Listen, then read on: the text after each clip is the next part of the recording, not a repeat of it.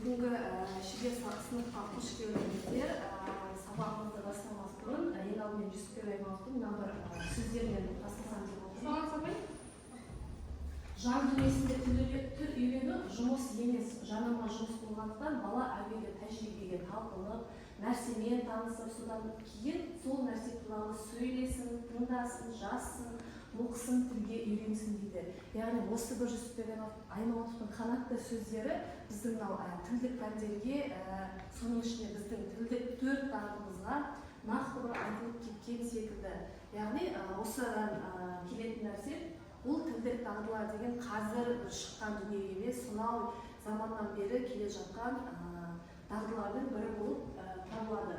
Бүгінгі біздің шебер сыныбымыздың тақырыбы тілдік дағдыларды дамытудағы тиімді әдіс-тәсілдер болып табылады. Жалпы біз білеміз, барлық тілдік пәндер болсын, мейлі ағылшын тілі, қазақ тілі, орыс тілі болсын, тілдік дағдылар бар. Олардың ішінде бізде жазылым, айтылым, тыңдалым және оқылым кіреді.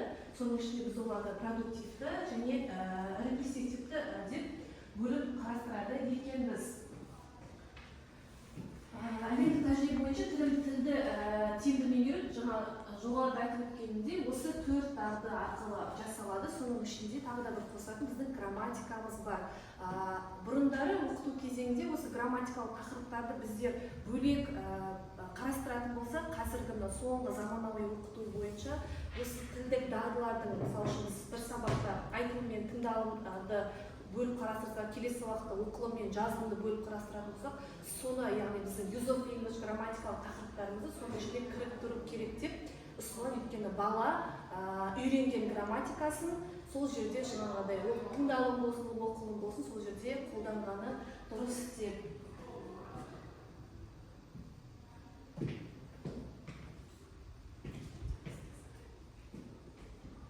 Сабағымызды бастамас бұрын ең алдымен сіздерді топқа бөліп алсам, сол топ бойынша мына жерден бір қағаз алыңыздар.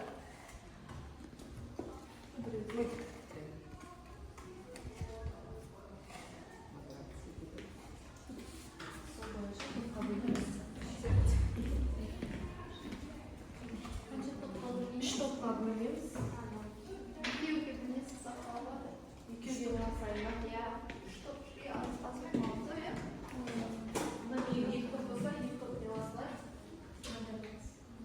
Осылай қоя берсін ба онда? Осы топ бойынша жоқ, бейді аусы саламыз, қоя беріңіз өзіңіз тақырыбыңыз. Бірінші топ қымыжы, аусы саласыздар, екінші топ бұл. Қайсына аз болсын сол жаққа қойып. Екінші топ электронды журнал. Осы топ бойынша бөліп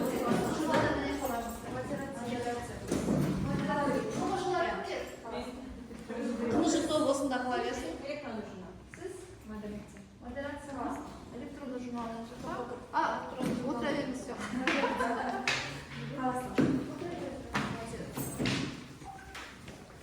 Мұғалімге қатысты термин нелер болған деп осылай топта бөлдік. Енді назарларыңызды сәл бір аударсам осы бір суреттерге, жалпы сабақты бастамас бұрын кез келген ол пәнде болсын, біз балалардың назарын аудартып, бір психологиялық ахуал, бір жағымды нәрсе тудырсақ, баланың назары да ауады, оның алдыңғы сабақтағы ойы, проблемасын бәрі неғылып біз баланы тап-таза мимен сабаққа назарын аудартсақ дұрыс болады.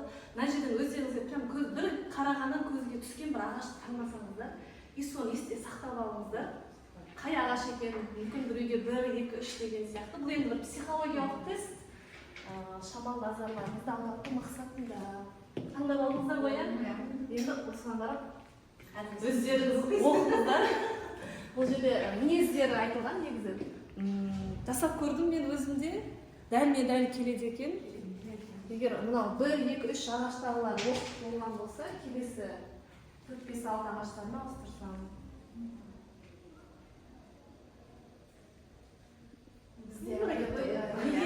Неге бұндай тест қойдым? Себебі балаларға да берсеңіздер болады. Бізде кейбір балалар болады, өзінің қандай екендігін білмейді. Мына жерде бір өзін көреді да, мысалы бір әдемі ұтымды жағымды көріп, менде осындай нәрсе бар екен ғой, осындай бір качеством бар екен ғой деп өзін-өзі бағалауы да шамалы артады деген мақсатта осындай бір қысқа әрі сергіту сәті, әрі немесе бір адам Бесті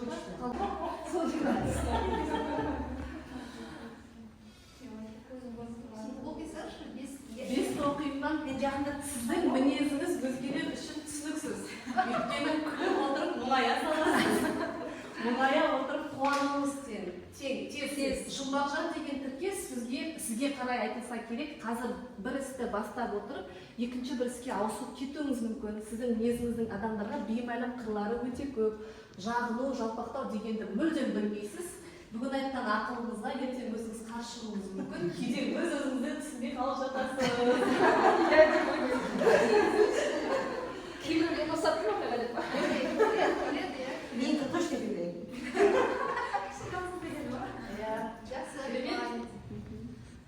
Ал енді сабақтағы әдіс тәсілдерге тоқталатын болсақ, негізі тақырыбымыздың ұйытқысы да осы көп қой.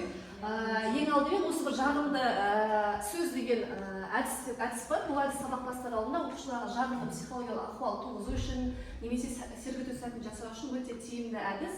Оқушылар дөңгелек болып тұрады, немесе бір оқушы шығып, кез келген бір оқушының жағымды қасиеттерін сипаттап, доп лақтырады, осылайша бір-біріне жалғай береді. Бұл да сабақты бастауға арналған керемет әдістердің бірі. Келесі сөзден сөзді ізде деген тілдік пәндерге өте сай әдіс, өзім сабағымда өте көп қолданамын. Бұл жерде мұғалім тақтаға немесе параққа кез келген бір сөзді жазып береді де, ал оқушылар тек осы сөздің әріптерінен тұратын жаңа бір сөз жазады.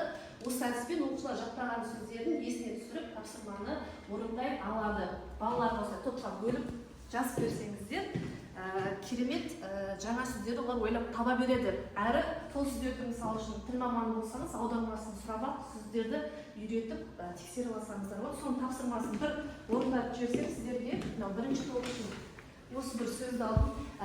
Қазақ тілінде алдым. Мынау сөз қазақ тілінде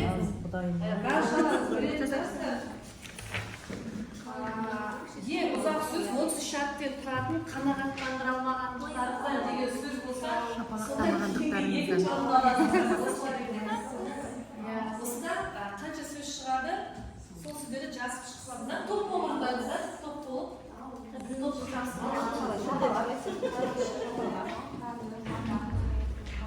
басқа жан-жақтан әріп алуға болмайды, соның ішіндегі әріптер қайталана берсе болады. Қатар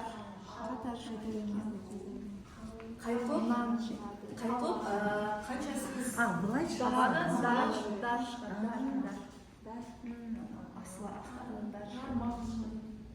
Керемет. Тамақ. Дақылда шығады? Жоқ, әріптері қайда?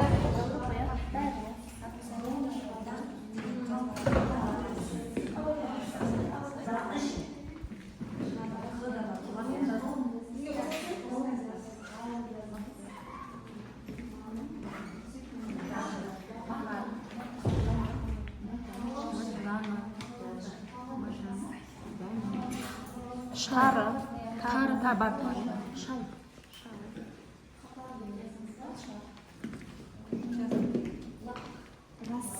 Мықты.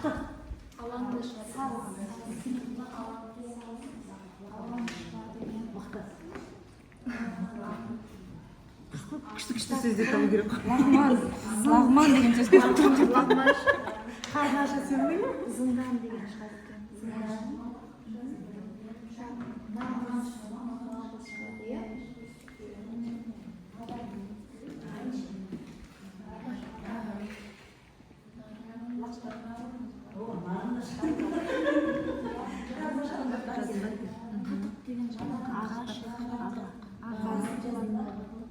Тағам шығады.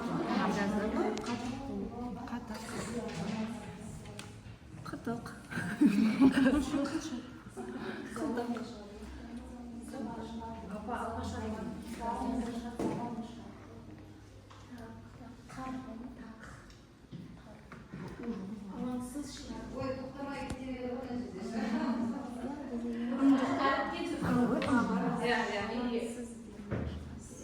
Негізі уақыт қойылған сіздерге 15 минуттан кейін аяқтаймыз.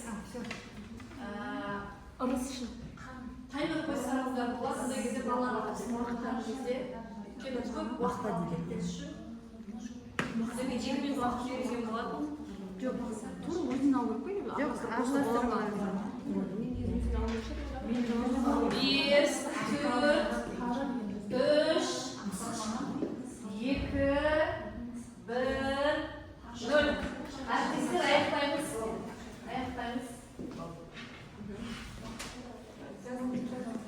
Керемет.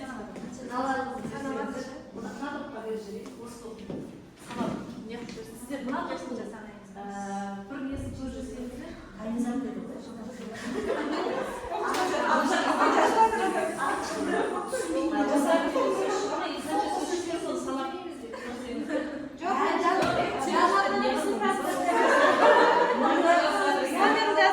Сіздерге ыңғайлы болу үшін Қанша сөз екенін біледі.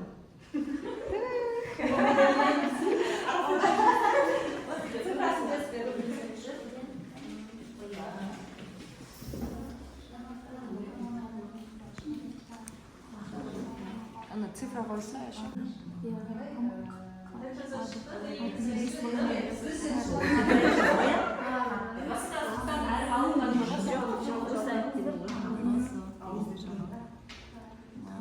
Көпсіз жазды ғой.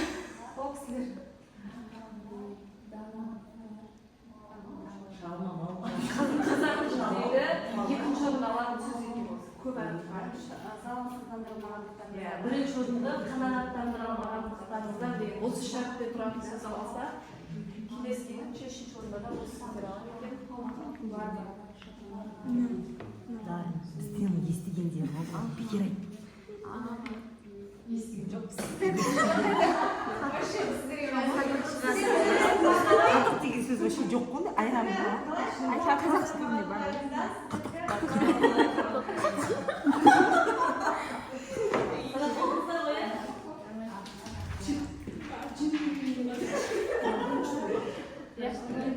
Бірінші топ сіздер айтқан балалар. 32. Жоқ емес қазір. Жоқ екен. Бірінші топ сіздерде барлық сөздер 42 сөз жазған екенсіздер. Екінші топ сіздерде бір сөз у әріпі кетіп қалыпты, артық әріп 31 сөз. Бірақ керемет болды, иә? Бұл жақсы нәтиже. Рахмет. Дәл осылай өздеріңіздің пәндеріңізге ыңғайлап осы әдісті қолдансаңыздар. Тілдік пәндер сіздер міндетті түрде аудармасын саналаңыздар. Мен өзім солай жасаймын. Кәсін аударып берсеңіз деп. Аудармасаң, мына сөзді санамаймын деймін ғой.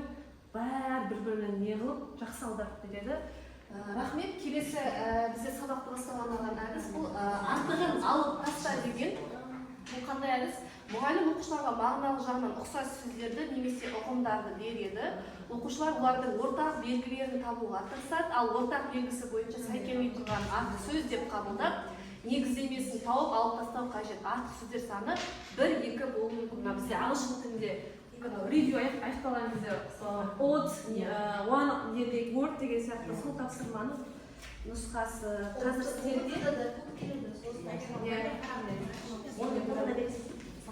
осы жердегі сіздерден артығын алып тастаңыздар, бір немесе екі сөз болуы мүмкін.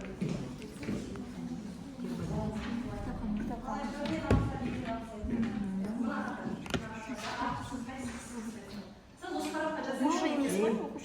Публика деген нені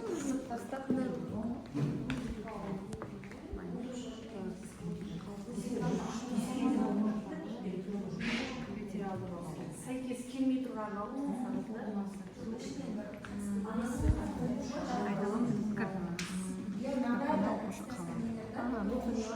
түрлі деңгейдегі тапсырмалар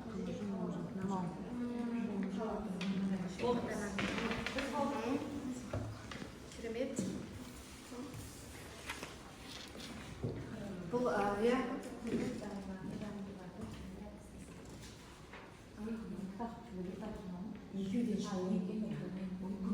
жақсы, рахмет. Барлығында дұрыс болыңыздар, иә. Екі топта бұл жерде өте белсенді қатысты.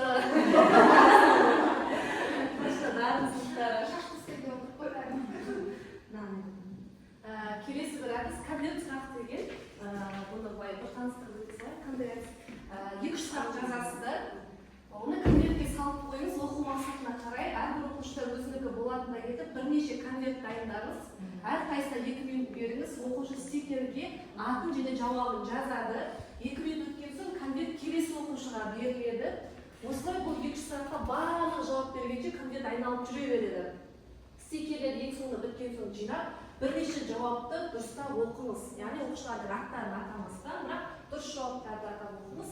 Сынып белгілі бір сұрақтың қаншалықты дұрыс болған сол жерде талқылап, немесе қате болған болса, әр оқушы өзінің жазған қате екендігін біліп, анықтайтын болады. Бұл анау жаңа сабақты өткен кезде, немесе үй тапсырмасындағы тапсырманы сұрап алған кезде, немесе өрегенде болады. Мысалы, мәтінді бересіздер, мәтінге байланысты 2 сұрақ қойыңыз. Любой сұрақ әр оқушыға, естественно, сол конверттің бір-біріне айналдыра бересіздер. Мысалы, ең басты кейіпкерлер кім деп сұрақ қоюларыңыздар мүмкін. Біреуге ол басқа бір адам болса, біреуге Рано болатын болса, біреуге ол Ұлбосын болуы мүмкін да. Сол сияқты кейін бірге талқылайды да оны. Келесі бізде сабақ ортасында қолданатын әдіс-тәсілдер, жаңа біз айтып отқан 4 дағдыға, енді жеке-жеке әдіс-тәсілдеріне тоқталсақ, ең алдымен оқылым дағдысына топтық тергеу әдісі. Бұл жерде оқушыларды өзінің санына байланысты топтарға жинақтайсыздар. Қазір білесіздер, бізде оқылым мәтіндер өте көп, барлық пәндерде де бар. Сондықтан бала ұзақ уақыт алып бір мәтінді барлығын оқып, немесе бізде тілдік пәндер сен 2 сөйлем оқы, сен 2 сөйлем оқы, аудар деп отырған кезде бізде уақыт кетіп қалады. Әрі оны оқып отырған оқушыға ғана ол қызықпады, қалған оқушы қызықпай басқа шулап отыруы. Сондықтан осы бір әдіс өте керемет екен. Өздеріңіздің қалаларыңызша топқа бөліп тастайсыздар, мәтінді бересіздер. Мысалы, бірінші баяндап берушілер, екінші зерттеушілер, үшінші топ сұрақ құрастырушылар, төртінші топ бейнелеуші суретшілер, бесінші топ сілтеме табушылар, және алтыншы топ дәнекершілер деп осылай оқушыларға сен мына топ мынандай нәрсені істейді, мәтінде мына топ мынандай нәрсені жасайды деген сияқты тапсырма берсеңіздер, барлық бала қамтылады, өзіне арналған тапсырманы орындайтын болады. Бұл жұмыс уақытына 20-25 минут немесе мәтініңізге байланысты, сыныптың ерекшелігіне байланысты уақыт берсеңіздер болады. Сіздерге де осы мынандай бар емес, мына жерде баяндап берушілер дегенде біз көбінесе сөйлейтін балаларды береміз, иә? Жүре ондай керек емес. Просто мысалы 5 топ, 6 топ болатын болса, 6 цифраны жазыңыздар да, тастай салыңыздар. Қалай кім қалай бөлінеді? Ол ішіне шыдай алмай айтқысы келсе де, ол может анау суретшілерге түсіп қалатын шығар. Суретшілер айтпау керек. Олар суретші анау баяндап берушілерден оқиғаны суретке салып көрсетеді. Түсінесіздер ғой, иә? Сол жердегі анау сілтеме табушылар деген бар емес, ше? Бұл нәрсе, бұл оқиғаны олар қаяқтан алды. Қандай кітапта, қай жерде жазылған, или қай неде оқулықта көрсетілген деген нәрсені бар, олардың қолында обязательно интернет болу керек. Ал енді ең соңғы 6-шы топ дәнекершілер дегеніміз, бұлар негізінен біздің сөзімізде айтқанда бағалаушылар. Өйткені аналар жасап келатқан баяндап берушілер әңгімені айтты, бір нәрсеге сүйеніп, зерттеушілер олар кейіпкерлердің мінездеме береді, аналар айтып бергеннің ішінен кейіпкерлер қандай екені туралы айтып береді. Дәнекершілер солардың барлығының жасаған нәрселері мыналар дұрыс баяндай алды, өмірмен не қылды, мыналар сілтемені дұрыс тапты деген сияқты қорытынды айтады былай жатқанда. Түсінесіздер ме? Сонда дәнекершілер негізінен басқалардың барлығын біріктіреді, яғни соларға баға береді. Солай істесеңіздер болады. Бұл бір мысалы қыздар бір неге бір сабаққа бірнеше әдіс-тәсіл қажет жоқ. Мынаның өзі сіздердің бір 45 минуттарыңызда ешқандай даже жетпей де қалуы мүмкін. Мәтіннің несі көлеміне қарай да. Сондықтан осылайды бір просто проверка қылып жасап көріңіздер, кейін жасайық сөйтіп үйреніп кетесіздер да. Өткен тақырыптар бойынша жазсыздар. Болады. Өздеген үстімен кезде бұл іздену қиындап отыр. Иә. Жаңа тақырыпқа көбінесе біз кейс стадиді аламыз ба? Кейс стадиді сондай сияқты ғой дейміз. Бірақ кейс стадиді біз бөліп тастаймыз ғой, чтобы оңай болу үшін ше, әр параграф. Бұл жерде я дұрыс өткен тақырыпты алсаңыздар жақсы болады. Бұлтар любойына алада көп дәрістерді мысалы оқи береміз ғой, анау бірдеңе апарсаң, деп балалар жаңағы ұйықтап отқанда оянып кетіп. Сізде бар емес ше, топтық тергеуді бар ғой ше, бір ай қолдануыңыз мүмкін. Бір ай да ше. Бір ай бойы біреу мышып кетті демеңіздер. Зато сол бір ай қолдансаңыз да, сіз бір айда зато олар біздер соңында, бір айдың соңында қорытынды шығарда сізде готовы жашы сабаққа. Ол кезде 45 минутта соларды жұмайып орнына қою мүмкін да ше. Сондай бір нәтиже шығып кетті. Біз өзімізде соған үйренуіміз керек, баланы нәрсе бар. Не обязательно бір сабақта 4-5 әсілдің бәрін үйреніп тастау. Ол қазақ әдебиеті жақсы екен. иә, өйткені ол кісілер бір тақырыпты бірнеше сағат талқылайды ғой. иә, қазіргі таңда мысалы ұбт-да да негізі оқу сауаттылығына басым бөлініп жатыр ғой, иә, пизаның тапсырмалары, ожс-ның тапсырмалары бар, оқу сауаттылығына негізделген. Контекстпен жұмыс істеген бар, мысалы информатикада да бар, контекстпен химияда да бар, физикада да бар. Бір мәтін беріледі, сол мәтін бойынша жұмыстар жасау керек. Тура сол сияқты біз баланы осыған үйрететін болсақ, бала уже ең соңында барған кезде пизаны көрген кезде ауыз ашылып отырмайды, уже бағаланып барады да ше. Бізде 190 теория ғой. 1 мен 2 теория, 3 пен 4 практика. 1 мен 2-де қолдансыз болады, иә. Зато практика. Өздеріңізге мысалы бірінші топ қымыз тобы сіздер баяндап берушілер деген пунктті алып, осы пунктпен жұмыс жасасаңыздар, яғни әңгімені оқып, өз көзқарастарыңызды қосып, осы мәліметке бұрын соңды естіген мәліметтеріңізді қосып, айтып баяндап берсеңіздер, ал екінші топ электронды журнал тобы сіздер сұрақ құрастырушылар. Яғни осы берілген мәтін бойынша сұрақ құрастырып, қалған топтарға жоғары деңгейде сұрақ құрастырсаңыздар. Екеуіне бір мәтін. Сен бұған әлемде танымалдау бойынша 3-ші орында еңбек отыр. Теория істем болғаны әлемде танымалдау бойынша әлемде нешінші орында отыр.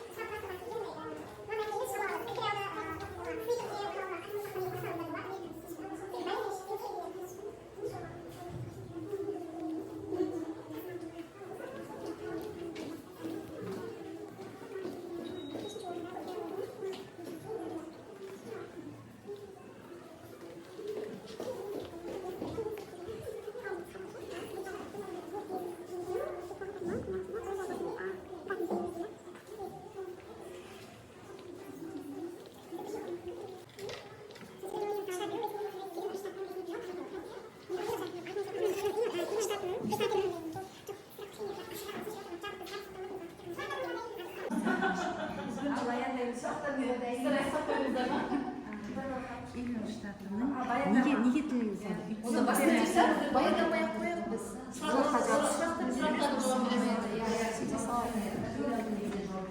сұрақтарыңыз үшін сұрақ беріп, 3 сұрақты қойып берсеңіздер.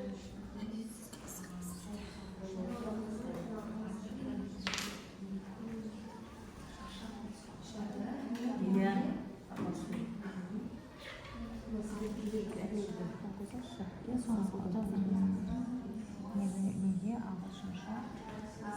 Бірінші топ, егер мәлімет туралы сіздер қосарларыңыз болса, осы жерде айтсаңыздар ғой, жалпы тағы да осы секілді ағылшын тіліне қатысты қызықты мәліметтер бұрын соңды естіген үшін.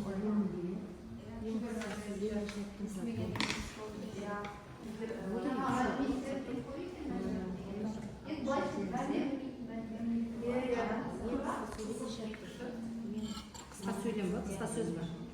Сөйлем.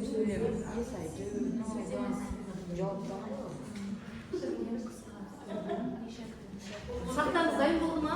Әріптестер, кім қояды?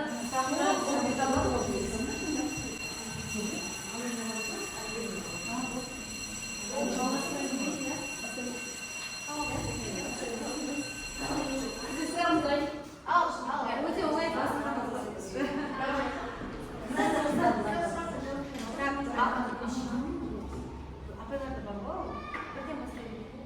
Әлемде ағылшын тілінің танымалдығы нешінші орында тұр? 3-ші орында. Ағылшын тілінде тыныс белгілер қай ғасырда пайда болды? Тыныс белгілер 15-ші. Илон штатының неге ағылшынша сөйлеуге тыйым салынды? Американ. Өйткені американ тілінде сөйлейді. Ағылшын тілінде ең қысқа сөйлем неше әріптен тұрады? Қысқасы Әлі оған айы. Оны қысқартар шей қылмасын деп, жеңілеу.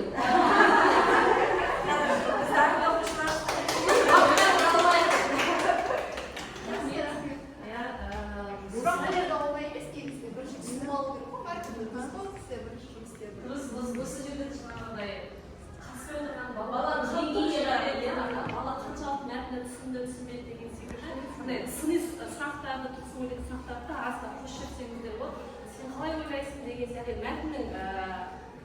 ақылынан тайға дейін. Ана біз енді сұрақ қойдырамыз ғой бір-бірімізге. Біз қоймаймыз, мұғалім қоймайды, оқушылар бір-бірімізге сұрақ қойып үйреніп жүрген сияқты сол мәтінді оқып отырып арасынан. Оқушылар керемет сұрақтар қояды.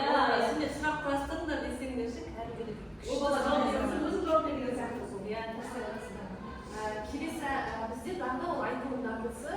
Айтылым дағдысын білесіздер, тілдік пәндер болсын, немесе басқа да пәндер болсын, өте маңызды дағдылардың бірі. Себебі неге біздер ағылшын тілін немесе басқа да пәндер үйреткен кезде балалардың ең маңызды сөйлеу дағдысына көп акцент қоюымыз керек. Өйткені қазіргі таңда балалар болсын, көп жаңағыдай бой дейді ғой, сондай темалары бала сөйлей алмайды. Біздер грамматиканы үйретеміз, күшті біледі бала, бірақ соны тілге қалай енгізу керек.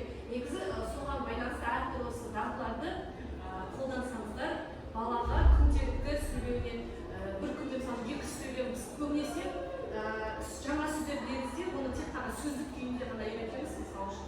Мына сөздің аудармасы қандай, соны тіркес күйінде үйретсеңіздер, мысалы үшін етістікпен қосып, мысалы үшін мен кітап оқимын, сен кітап оқисың, ол кітап оқиды деген қалай болады? Мен сен оны өткен шаққа ауыстыр, мен кітап оқыдым, сен кітап, мен өзім солай неғылып балалар кәдімгідей ойлап қалады. Былайша мынау біз ағылшын тілінде present бәрін біледі да. Енді осыны сөйлемен айтып көріңдерші десеңдер, уже шатаса барлық балалардың бастайды, I am деп бастайды. Білмеймін, ол жерге M деп қосатындар қоспайды, бірақ барлығы I am деп бастайды. И сөйлем құрамына десеңдер, I go to school, I go to school шектерге. Мен айтамын, бүкіл 90-ның хит сөзі болса. Сол секілді осындай керемет бір әдіс тәсілдермен сөйлеу дағдысында дамытсаңыздар болады. Соның бірі егіздерме деген бір өте құнды әдіс бар екен. Кей заттар бір-біріне сыртқы көрінісі бойынша қатты ұқсайды, ал кейбіреулері бірдей әрекет етеді. Енді кейбіреулері бір-біріне қатты ұқсамаса да қызметтері ұқсас болуы мүмкін.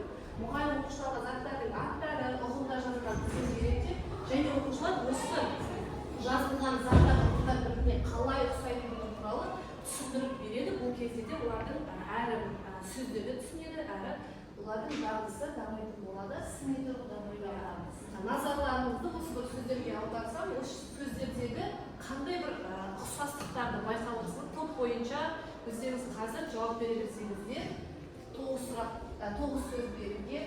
Мысалы бірінші жемпір көрпе деген сөз. Екеуі былай қарап тұратын болсаңыз, екеуі екі түрлі зат, бірақ екеуі де жылулықты береді. Екеуі де жүннен жасалады. Осындай нәрселеп алуға болады. Жел, су. Табиғи. Қандай ұқсастықтар бар, жел, су дегенде? Табиғи құбылыс, яғни Келесі сөз бағал, сабын.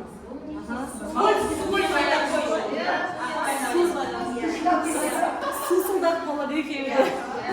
қолдарап сәби, яғни ол қуыршақты біз сәби сияқты көреміз ғой, ұқсастық, яғни кішкене сәби Сәбилерді қуыршақ жақсы көреді. Одан кейін балық пен сабында екеуінде де су деген сөз болады. Екеуі де суда болмайды, иә? жаңбыр көз жас, ол белгілі енді. Арыстан бүркіт, жабай шықшаңдар. Екеуі де өздерінің несіндегі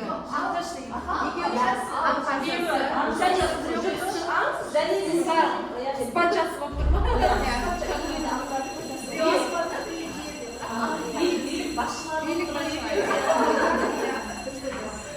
Қарақ және арақ. екеуі де тістері бар. Көктем жастық шақ.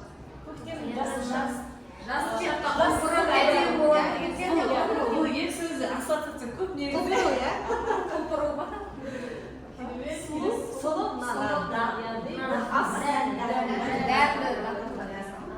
Осы сөздерге бағыма тек кластарымыз дегенге де жеткен, иә?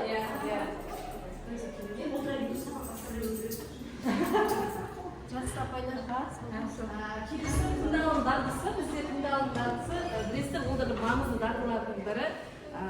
Бала мәліметті тыңдамаса, қайта-қайта біз тыңдалымды қоймасақ, олардың естуі, мынау навык дейді, қабілет пайда болмайды. Сондықтан әр сабақта бір рет немесе аптасына мысалы 3 рет сабағымыз болатын, сол сабақтың бір несінде міндетті түрде тыңдалымды қоссаңыздар. Бұл тыңдалым деген обязательно бір аудионы әкеп қойып, бір нәрседен қосу емес. Мысалы екінші адамның сөзін тыңдап арқылы да бала тапсырма орындауға болады. Немесе мұғалімнің айтқан сөзін тыңдау арқылы да тапсырмалар орындала алады. Соның ішінде мынау жалған мәліметті тап деген көп тіл мамандары негізі осы әдісті қолданады деп ойлаймын. Бұл әдістің жасалуы сыныпта 2 топқа бөлесіз, немесе өздеріңіздің оқушы санына қарай. Бір оқушы тақтаға шақырып оқылымға арналған материал бересіз, газет мақаласы, мәтін, әдеби шығармаларынан немесе бір кітаптарыңыздағы бір мәтіндер, содан соң ол оқушымен бірлесе отырып материалға бірнеше өзгерістер енгізіп қайта оқытасыз.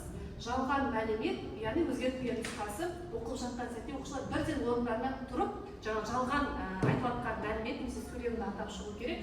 Бірінші орыннан тұрған топ ұпай алады, және бұл әдіс оқушылардың мұқият тыңдауға, мұқият оқуға және маңызды мәліметтерді есте сақтап, сабаққа деген назарын 100% аудартуға арналған керемет әдістердің бірі. Дәл осы әдісті сабақтарыңызға енгізсеңіздер өте керемет болып табылады. Бірінші цифрадан бастау керек та. Бір оқиға болатын жылдан бастырған жасыңды ше. Негізі бірінші оқытатын кезде анандай дұрыс нұсқадағы мәтін олар қолда болу керек. Мына жақта оқыған неде жаңағыдай дұрыс емес нұсқа болады да. Сонда ол салыстыра отырып, сразу тауып отырады да. Түсіндіңіздер ме? Так, жақсы. Келесі тыңдалымға арналған тағы бір дағды ол мен ұнататын деп аталады. Оқушылар үш нәрсені таңдайды. Оқушылар бір-біріне неліктен сол нысанды таңдағандарын түсіндіреді. Содан соң әр оқушылар стикерлерге өздерінің таңдағандары жайында айтылған мәлімет аясында бір сұрақ жазады да, мұғалім стикерлердің барлығын бір қорапқа салып, одан соң бір стикерді алып сыныпқа ондағы сұрақты оқиды. Егер оқушы жұбын мұқият тыңдаған болса, бірден жауабын таба алады. Ал егер сұраққа жауап бермесе, сұрақтың авторы жауабын өзі айтады, және жұбының мәліметін екінші рет мұқият тыңдайтын болады. Бұл да тыңдалымдарымыздан қолданатын әдістердің бірі. Келесі жазылым, бұл да өте маңызды. Жазылым кезінде біз ағылшын тілінде көбінесе біз эссе жазамыз, және эссенің де түрлері көп. Мысалы үшін opinion эссе деген бар, мысалы үшін кітаптарға өз бабыңызға ревью жазу керек деген секілді. Сондай бір эссенің өзінің құрылымы бар. Міндетті түрде балаға эссені жазу кезінде құрылымын қалай жазу керек соны меңгерткен дұрыс. Өйткені біз балаларға эссе жазып келіңдер десек, олар атты интернетте оның негізгі бөлім жоқ, жаңағыдай қорытынды жоқ, немесе мысалы үшін opinion эссе деп берген міндетті түрде баланың өзінің ойы болу керек. Жалпы эссенің құрылымы бізде ағылшын тілінде қалай? Ең бірінші бізде introduction бөлімі, яғни бастапқы. Мысалы белгілі бір тақырып беріле ме? Introduction негізі көп сөз жазудың қажеті жоқ. 2-3 сөздермен жай ғана берілген тақырыпты біз парафрейзинг жасаймыз. Яғни бірақ ана сөзді берілген тақырыпты қайталамаймыз. Жай ғана соны бір синоним сөздермен жазсақ өте керемет болады. Екінші негізгі бөлім. Негізгі бөлімде 2 параграфке, кейбір жағдайда жаңағыдай тақырып қойып 3 параграфке, яғни main body 1, 2, 3 деп бөле берсек болады. Ол жерде егер бізде opinion essay деп берілген болса, міндетті түрде жаңағыдай өздерінің ой пікірі жазу керек. Кейде бізде мынандай эссейлер бар, мысалы үшін for and against essay деген бар, advantages and disadvantages деген эссе түрлері бар. Сол кезде міндетті мысалы бірінші пунктіне плюстер жазды, екінші абзацына минустер жазылды деген секілді міндетті түрде жазылу керек. Ең соңғы бөлім ол бізде қорытынды, яғни conclusion бөлімі. Сол кезде бала жалпы эссенің тақырыбына байланысты өзінің ойын жазу керек, бірақ оның ойын жазған кезде мынау жалпы жазып келген нәрсеге соңына келіп бір қарсы ой жазып жіберуге болмайды. Ол да дәл сол introduction бөліміне ұқсас, бірақ жаңағыдай шамалы парафрейзинг жасап, all in my opinion, in conclude деген секілді сондай арнайы сөздермен аяқтаған дұрыс. Осы міндетті түрде жазылым жазған кезде білесіздер ағылшын тілінде linking words дейміз, connectors дейміз, сондай сөздерді қолдансақ негізі ұтымды болады эсседе. Сондай сөздердің тізімімен балаларға жаттатқызып қойсаңыздар, олар біле береді мынау сабақтың басында мына сөзбен бастап алады, ортасында мына сөздер, соңында мына сөздер деген сияқты. Өйткені олар кез келген мысалы шетелге оқуға түсетін жағдай болған кезде білесіздер, қазір әртүрлі эссе түрлері, мотивациялық эссе дегендер жазады. Сондықтан олар сондай сөздер өте қатты бағаланады. IELTS тапсыратын оқушылар болады деген секілді сондай сөз сұрақтарына өте қатты мән береді. Сондай әдістердің бірі 20 сөз әдісі. Оқушыларға жағдай ұсыныңыз, яғни көз алдарында тек қана 20 сөзді қолданады, яғни әлемде болып 20 ғана сөз бар деп, яғни сол сөздерді бір кестеге немесе бір параққа немесе тақтаға жазып қойыңыз да, енді осы бір сөзден тек қана осы сөздерді қолданып отырып бір шағын әңгіме жазыңдар десеңіздер өте креативті нелер шығады, әңгіме шығады. Осы бір тапсырманы сіздермен бірге орындап жүрсек топ болып. әкімшілікке келмесе келсеңізші. Иә, тек қана осы сөздерді қолдана отырып керемет шағын әңгіме жазсаңыздар. доллар сатып бастау керемет ата-ана.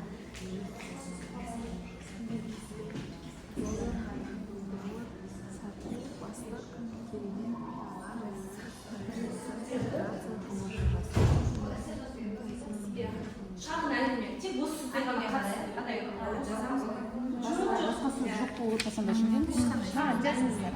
мұғалім мектеп жүрегі деп айтпаймыз ба? Вообще сөз жұмыс деген сөз жоқ. Жоқ қандай? Иә, шақтарды ауыстырсаңыздар болады. Шақ, өткен шақ деген сөзді тек қана қатқылап осы сөз емес. Басқа сөз қосылмай ма? Жоқ, басқа сөз қосылмай. Тек осы сөзден әңгіме қосыласыздар. Басқа сөз қосылмай ма? Жоқ, қосымша сөз қосылмай. Жоқ, қосымша сөз қосылмай. Тек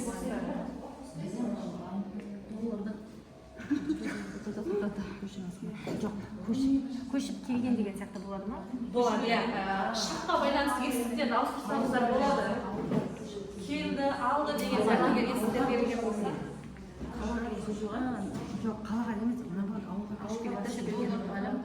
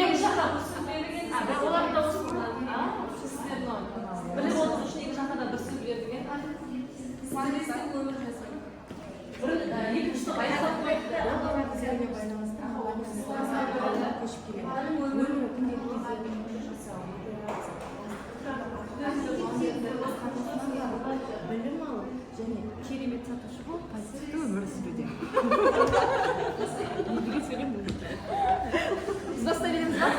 Қасына тұрса. Екінші топты тыңдайық. Интонациямен оқышаңдар, мәнерлеп. Сен оқшыларың қалтадағы орынға тұрып, образбен Мұғалім бүгіндік өмір десеңізші. Мұғалімнің бір күндік өмірі. Ауылға көшіп кеткен мұғалім. Доллардың көтерілуіне байланысты мұғалім стресс алып, ауылға көшіп келеді. Өмірі күнделік кезде қымыжық жасау, модерация, бастықты тыңдап, ата-ананы қуантып, асханаға барып, арасында сатушы болып білім алып, позитивті өмір сүруде.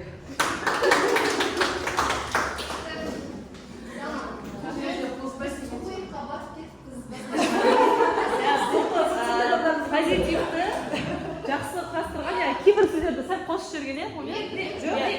Байланысты керемет.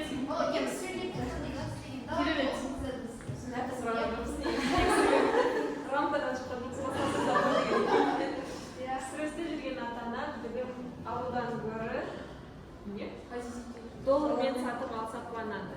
Бастық мұғалім өмірін позитивтен гөрі стрессті өмір жасайды.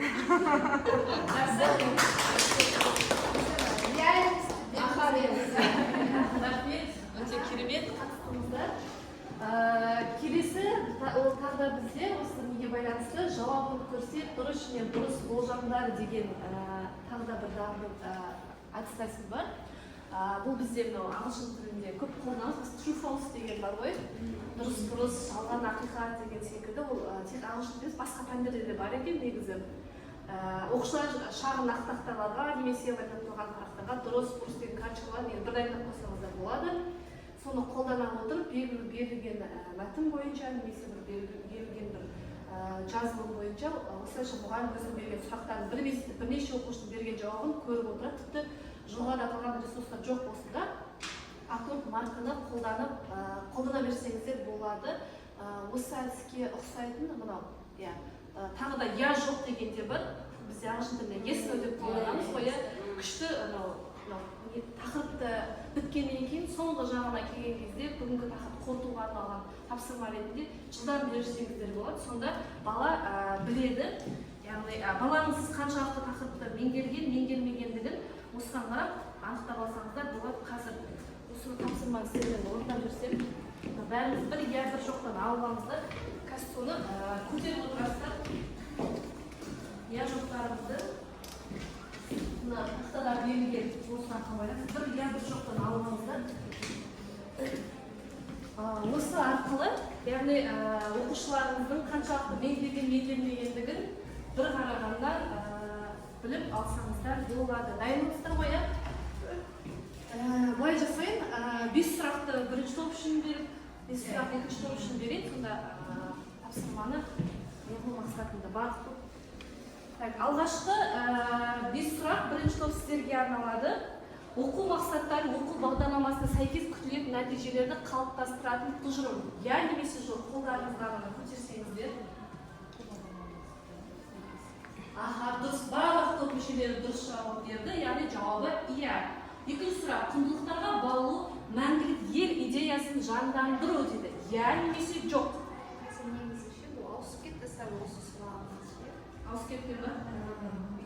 Қазір мәңгілік ел идеясы тоқтап қалды ғой. Кеттік, келесі тілдік дағдылар білу, түсіну, қолдану, талдау, жинақтау, бағалау. Сондай ма тілдік дағдылар? Тілдік дағдылар қандай? Болу ғой.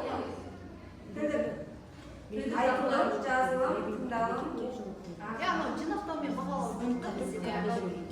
Келесі қалыптастырушы бағалау, оқу үдерісін дер кезінде түзетуге мүмкіндік беретін үдеріс.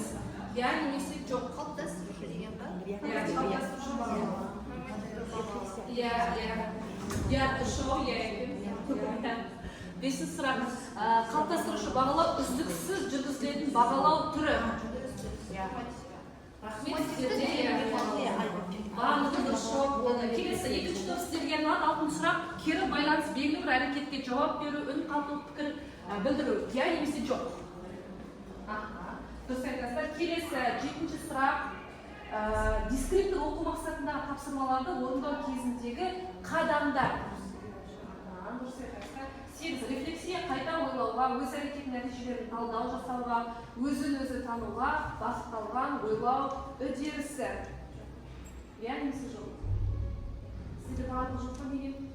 Рефлексия мұғалімге бермей ма кері байланыс? Ол дұрыс иә болады. Иә, Рефлексия мұғалімге басқа сабақты осылай түсінді.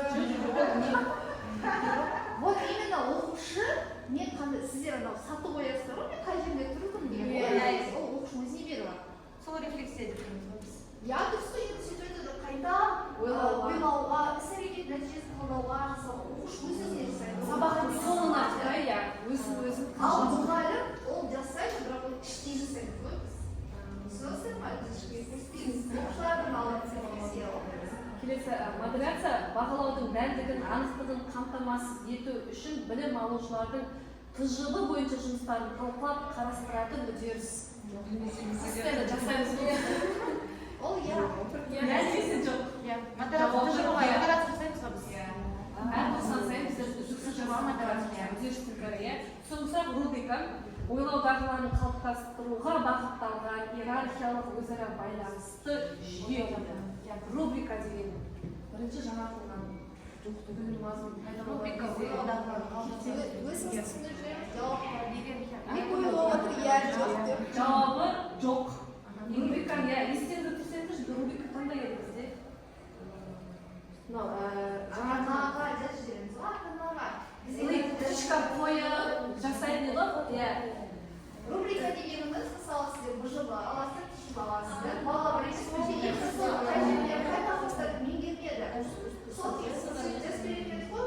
Негізі рубриканы біз әлі күнге дейін жалғасуымыз керек. Біз ата-анаға БЖБ-ны жіберіп тұруымыз керек. Мындай жерде бала мысалы бүйтіп айтады, неге үш ауыз деген балам деді ғой, иә? Барған мектепке деп. Иә, барады. Сөйтіп айтады. Сол кезде айтасың, мынау 90 бойынша, осы 90 бойынша мына тақырыпты меңгерді. Плюс мынаны меңгермеді. Негізгі тақырыптарды бүйтіп жазып қойыңыздар, қасына плюс-минусты қоясыз, сөйтіп жіберу керек. Ол таныстым деп қойып, ол бізде рубрика. Түсінесіздер ма?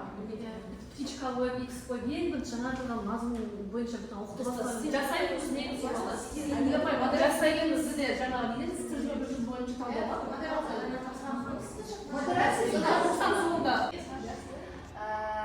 Сабақтың соңында қолданатын әдіс тәсілдер, оның бірі тұтас, жұптас, бөліс, қайтала, яғни сабақ соңында қорытынды ретінде осы бір әдістерді қолдансаңыздар өте ұтымды.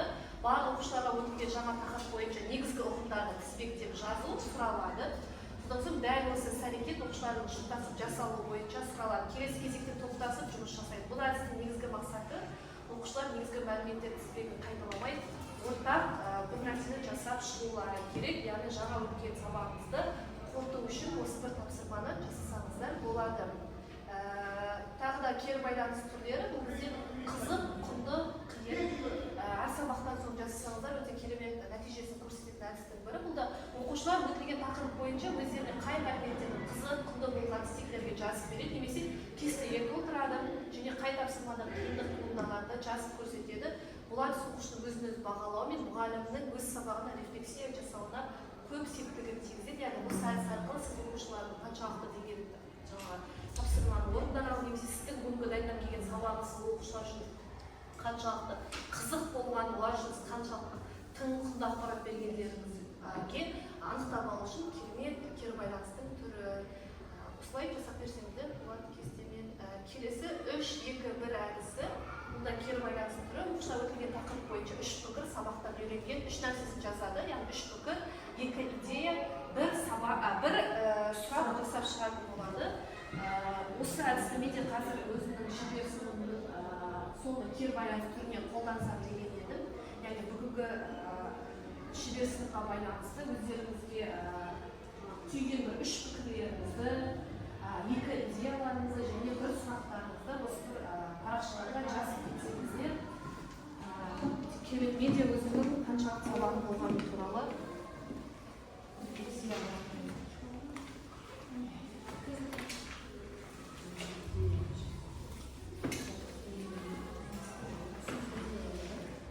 негізі әр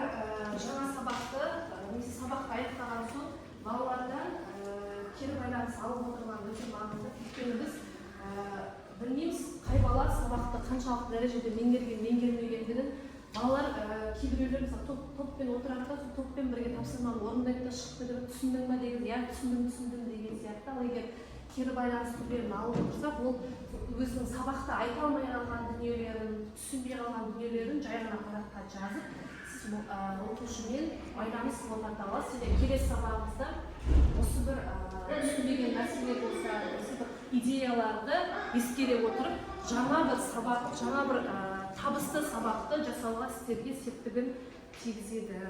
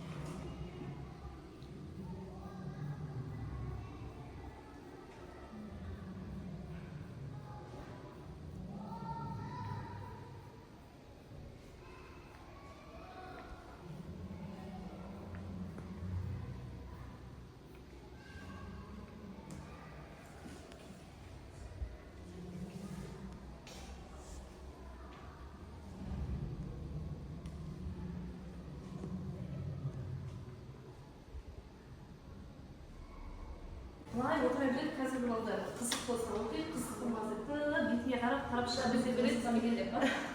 Сондықтан сабақтың бір уникасы деген нәрсе болады. Сол нәрсені қолданып жүрсеңіздер, бір қызықты бір ойын болсын, мүмкін кішігірім бір тест болсын, жалпы сыныпта тәрбие сағаттарында жасап жүрсеңіздер болады. Мысалы үшін кім осы аптаның лидер ұл мен лидер қызын анықтайық деген секілді бір-бірлеріне дауыс беру олар керемет өздерін анықтап сайысып келеді ғой. Иә, балалар негізі сайысы бір-бірімен жаңағыдай жарысып тұрып, өздерінің қандай екендігін, бір оқушылар бар өзінің қандай екендігін көрсетіп, бар білімін сабақта бергісі келіп отыр. Сондықтан сол білімдерін сабақта біз аша алсақ, табысты сабаққа қол жеткізе аламыз. Жақсы Айгерім апай. Сабақта қолдануда өте ыңғайлы. Рахмет. Сізге әрі жаңағы ғой деймін. Алтын уақыттарыңызды келіп қатысқандарыңызға өте зор рахмет. Меңгеріп отырасың да, қазір мысалы үшін әртүрлі нәрсені көріп, білмеймін, қанияға шыққаннан кейін кетесің. Былай жасасақ, мысалы үшін біз қазір көп әдістер көрдік та, қазір барамыз, бәрін мысалға салып тастағымыз келді. Жоқ, біртіндеп енгізіңіздер.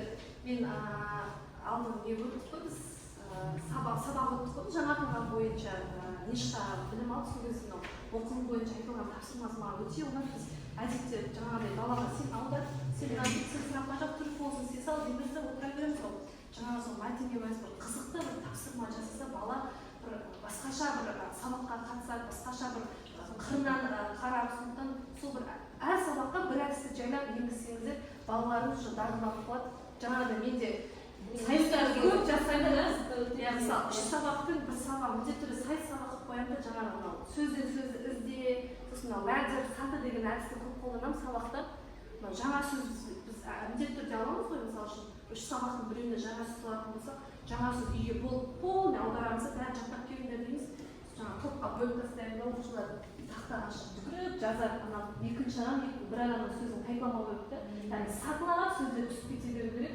Ең соңында жаңағыдай оған да таймер беріп қойсаңыз, мысалы үшін 1 минут, 2 минут деген секілді анау сөздіктерді жинап аласыздар, сөйтесіздер, балалар бірінен кейін бір тақтаға жазып, өздерінің әрі сөздің дұрыс жазуын қарайды, қандай әріп қалай жазылатындығын, әрі ана сөзді жаттаған өзіне есте сақтайды. сөйтіп бәрін тақтаға жазып кеткен соң енді мына мына сөздің аудармасын сен айтып жүрші, енді сен айтып жүр деген секілді солай сұрасаңыздар әрі сөздер қалап ең соңында осы сөзге қатысты кәдімгі бір 3 сөйлем құрастырып жүр. Сіздер мына сөз қатысып 3 сөйлем құрастырып жүр десеңіздер сөз жақсы есте қалып, өйткені біз тек теорияға бекітіп қоймауымыз керек, сабақ міндетті түрде практикамен ұштастыра білсек, балаларда сөйлеу дағдысы да барлығы жақсы қалыптасады Или деген. же жаңа сөздерді бар ғой, мысалы любой кәдімгі өмірдегі сөздермен енгізу. Мысалы біз enter деген сөзді еш уақытта үйрете алмаймыз оқушыларға. Енгізу деп та, еш уақытта енгізе алмаймыз. Бірақ сол сөзді бала қазір құлақпен емес, көзбен көргенді жақсы көреді. Одан кейін просто сол сөзді өтіп жатқанда ағылшын тілінде өтіп жатқанда, мысалы бізде мына сөзді қаяқтан кездестірген кезде іздей бастайды олар өздері бар ғой. Даже қай жерде кездестірген или же Milky Way деген сөзде, milk деген қайда кездесті? Шоколадтың сыртында бар, шоколадтың сыртында не бар деп айтасыз. Или enter'да қай жерде, компьютерде қай жерде тұр компьютер, клавиатурада тұр, не істейсің ол enter'да басқа кезде, шекілесің. Деп сондай сияқты сөздер. Негізі баланың өздерін зерттеңіздер да, өздерін жаңа сөздерді ғой. Мысалы маус деген сөз тышқан, иә? Айтамыз, 3-4 класста біз ол тышқанның суретін көрсетеміз ғой оларға. Сөйтеміз да маус деп, ол біреу несіне бар, біреу несіне қалады. Мынау кәдімгі компьютердегі мышқа көрсетесің болсаңыздар, сразу ұстап алады. Сәттілік!